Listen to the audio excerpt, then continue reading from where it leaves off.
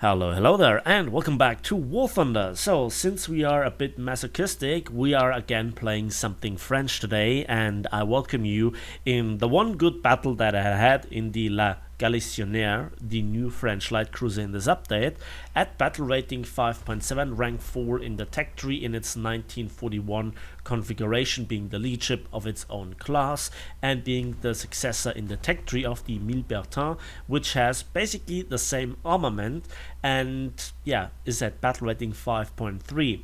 And already this is just giving you the good impression that if a ship has the same firepower but it has a higher battle rating, and the Mille Bertin is not seen as, you know, a stomper of worlds, the Galissionnière is a good ship, but it's a French ship in War Thunder, right? So you really don't have too much good times.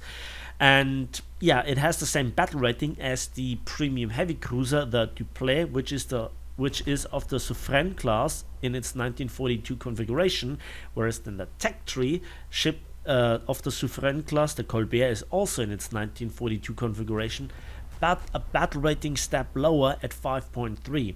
So you have this light cruiser heavy cruiser pair at 5.3 and 5.7, and I do not really see a massive difference in the overall capabilities and gameplay experience of the Mille Bertin and the La Galissionnière. But let's just quickly talk about the La Galissionnière to just get rid of it. So 3x3, so 9 152mm guns, then also as secondaries 4 twin 90mm guns. Just forget about them, they're basically useless. Then we have some 37 25mm and 13.2mm AAs, which are not really good, so your AA capability is not your strength. Then we have also 4 552mm model 1923 DT torpedoes in one twin launcher per side. The ship is also reasonably fast at 66 kilometers per hour, nearly 10,000 tons of weight, and it has actually some armor, which is the greatest difference to the Mille Bertin, which has some armor about the magazines, but that's about it.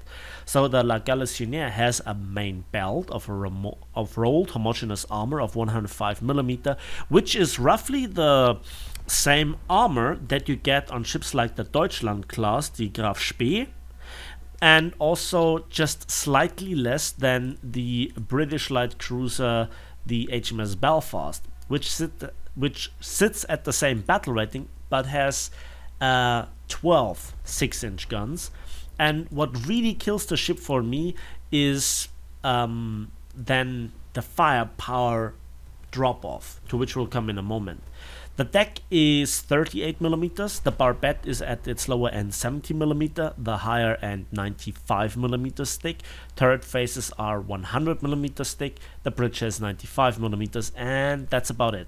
The ship is relatively fragile, it does not really have a turtleback, but an inner armor plating, but again it's not really efficient, it's not really great, those 25mm,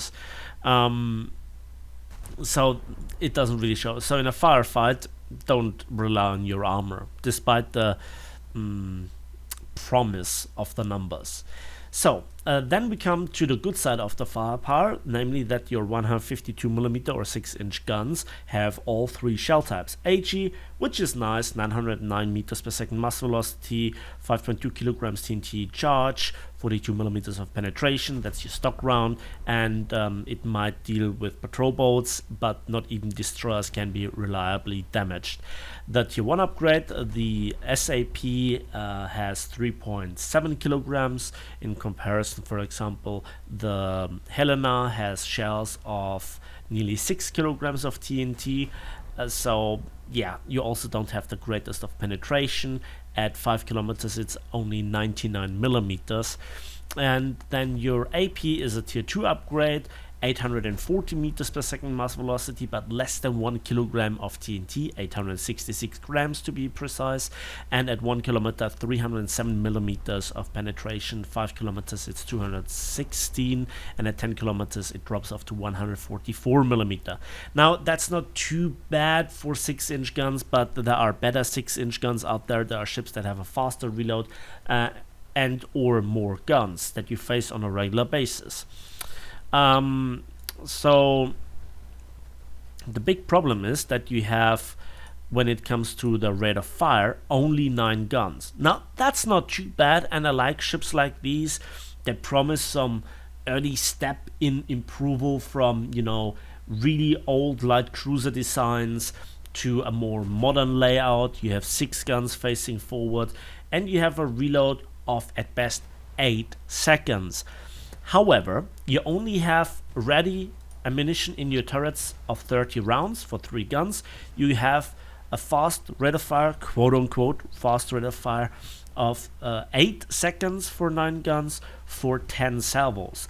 After this, it drops off to roughly 11 seconds, and that's really bad. Now, if you don't fire for a couple of minutes, you reload shells, but it takes forever to reload them, even in combination with a cap point, which is rather rare to be in. And you know, this really hurts the ship.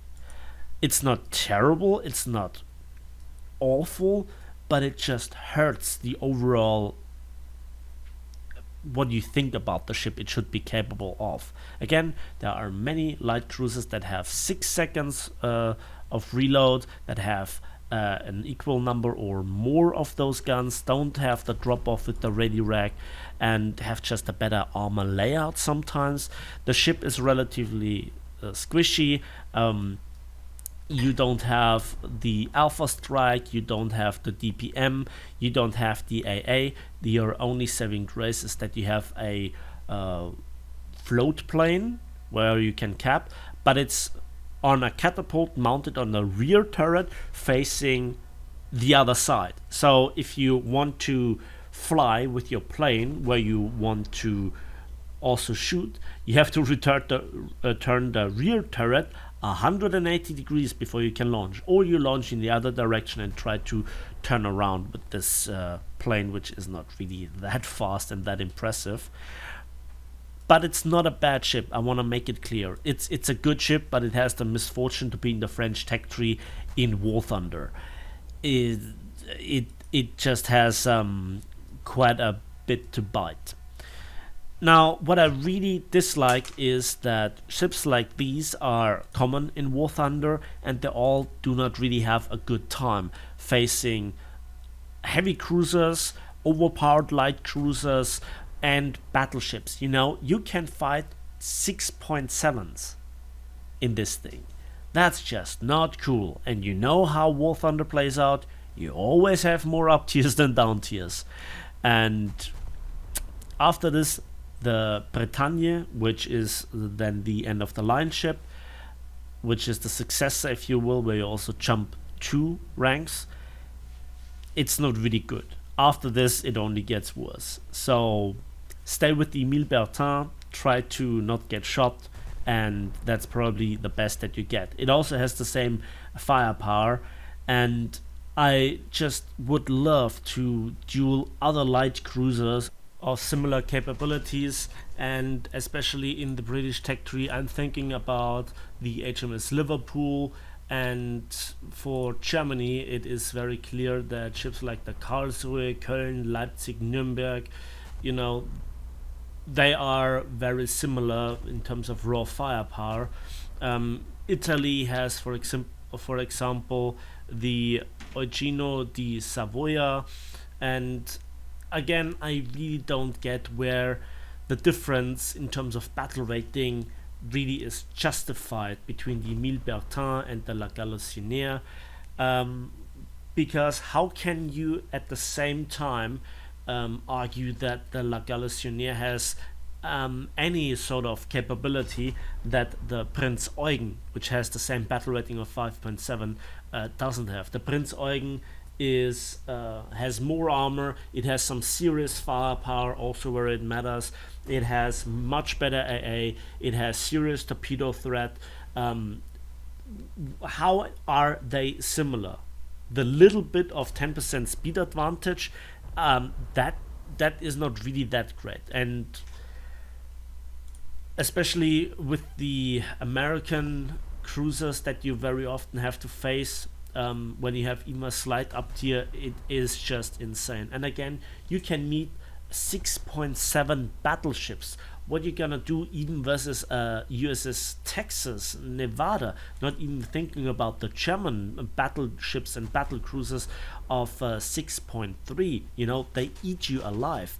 The overall problem that we have here is the massive compression. And again, another ship is fed to the pigs. This is just the sad thing about it, and we are waiting for nearly a decade or even longer overall for decompression, so this is not gonna happen anytime soon, and I'm really sad about this ship just again being another victim. It's a nice ship, paint job is nice, the looks of it are really cool. When you have a good time, you have a good time, but this is rather too rare in my opinion. And that is actually all that I can say about this whole video.